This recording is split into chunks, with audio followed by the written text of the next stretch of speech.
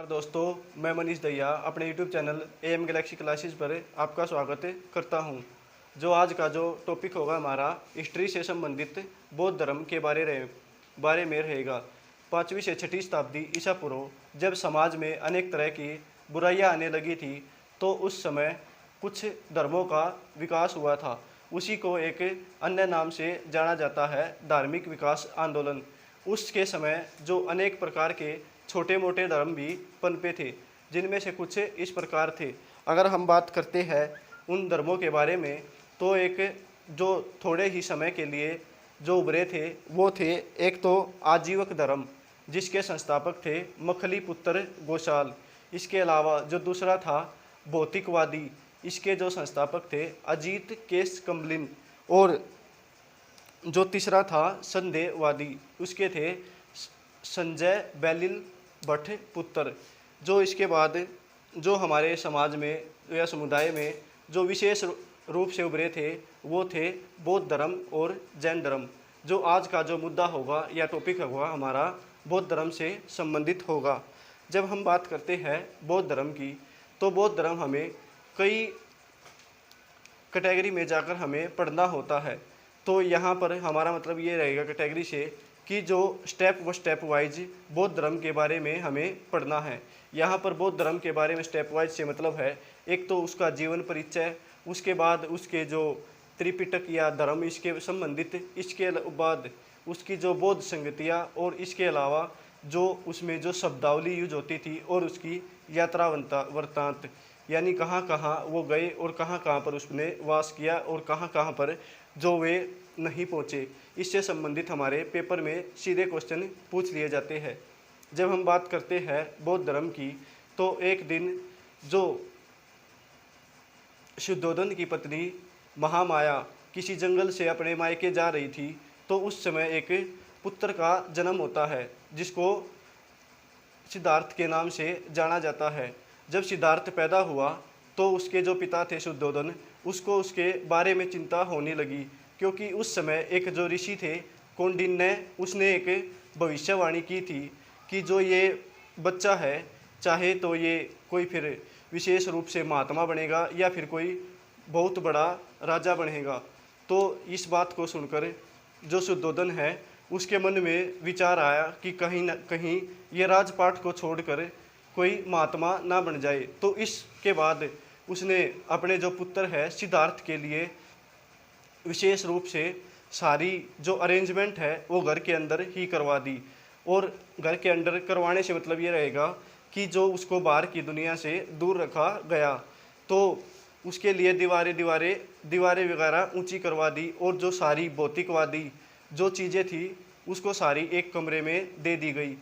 यहाँ पर इससे मतलब ये था, क्योंकि अगर वो बाहर घूमते हैं और बाहर की दुनिया को देखते हैं तो वो कहीं कोई साधु या महात्मा इसकी तलाश में ना निकल जाए। तो उस समय वो 4 दृश्य देखते हैं। जो 4 दृश्य थे वो इस प्रकार थे। एक दिन तो वो एक बूढ़े व्यक्ति को देखते हैं, दूसरे वो बीमार व्यक्ति को देखते हैं, और जो तीसरा है वो किसी शव को देखते हैं, और जो चौथा दृश्य होता है वो एक सन्यासी के रूप में देखते हैं। जो पहले 3 दृश्य थे उन्हें देखकर वो एक अचंभित हुए कि समाज में जो इतनी बुराइयां है वो, या फिर समाज में इतनी जो कठिनाई आती है तो मनुष्य क्यों जी रहा है, इससे क्या इनसे मुक्ति नहीं मिल सकती। उसके बाद जो चौथा दृश्य देखते हैं सन्यासी का, वो एकदम उसे अचंभित और कर देता है, क्योंकि जो सन्यासी है वो ही एक अलग ही लालिमा के साथ उसका मुख था। तो उसने एक प्रण किया कि वो एक सन्यासी ही बनेगा। तो उसके साथ वो अपने सारथी चन्ना और अपने घोड़े कंतक को लेकर अपनी यात्रा के लिए चले जाते हैं, और उसके बाद वो सारथी और चन्ना को अब किसी रिवर के किनारे छोड़कर अपना मुंडन करवा के यात्रा के लिए निकल जाते हैं। और बुद्ध 29 वर्ष की आयु में अपना गृह त्याग कर देते हैं, और उसके 6 साल बाद उसे ज्ञान की प्राप्ति होती है। और उसके बाद जो सिद्धार्थ थे वो एक बुद्ध या फिर महात्मा कहलाए। तो यहाँ पर जो मतलब रहेगा हमारा पेपर की दृष्टि से, तो जो हमसे पूछा जाता है कि सिद्धार्थ के बचपन का नाम, माता का नाम इसके पिता का नाम, भाई का नाम और उसके पुत्र का नाम, इनके बारे में हमें एक विशेष डिटेल देखनी होती है। जब हम बात करते हैं बौद्ध धर्म में, तो जब बौद्ध धर्म के संस्थापक की बात करेंगे तो जो संस्थापक रहेंगे वो सिद्धार्थ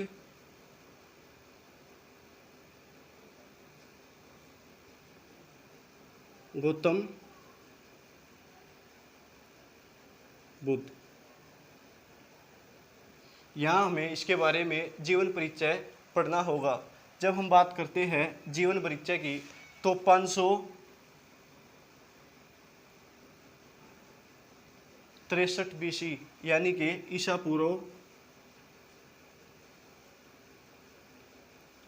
आज का जो समय है वो है 2021। और हमने आपको पहली वीडियो में ये बताया था कि 0 से 563 साल पहले यानी कि लगभग 2600 साल पहले जो सिद्धार्थ है उसका जन्म हुआ था। 563 BC यानी ईसा पूर्व वर्ष पहले जो इसका जन्म था कुशी लुम्बिनी नेपाल में हुआ था।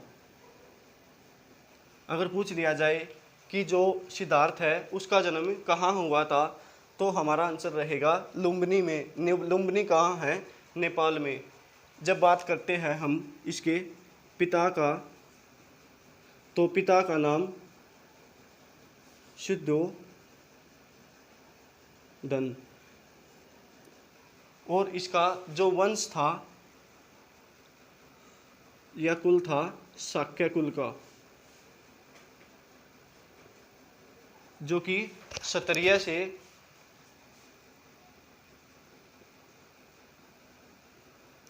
संबंध रखते थे। और इसकी माता की बात करते हैं तो माता का नाम महामाया। और इसके बाद जब हम बात करते हैं जो इसकी माता महामाया थी वो इसके जन्म के 7 दिन बाद इसकी मृत्यु हो जाती है। तो इनका जो लालन पालन है वो इसकी मौसी महाप्रजापति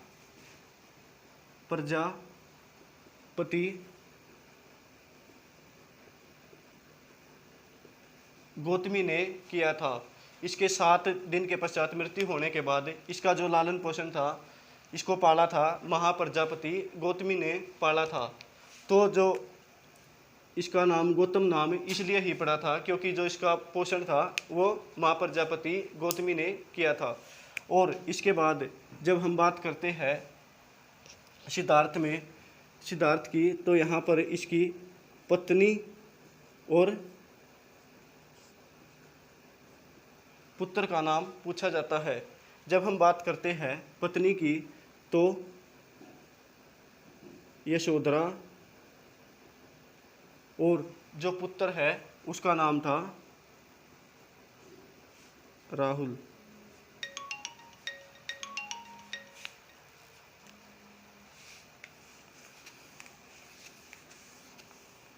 इसके अलावा हमसे पूछा जाता है कि एक तो इसके घोड़े का नाम और जो दूसरा है इसका सारथी।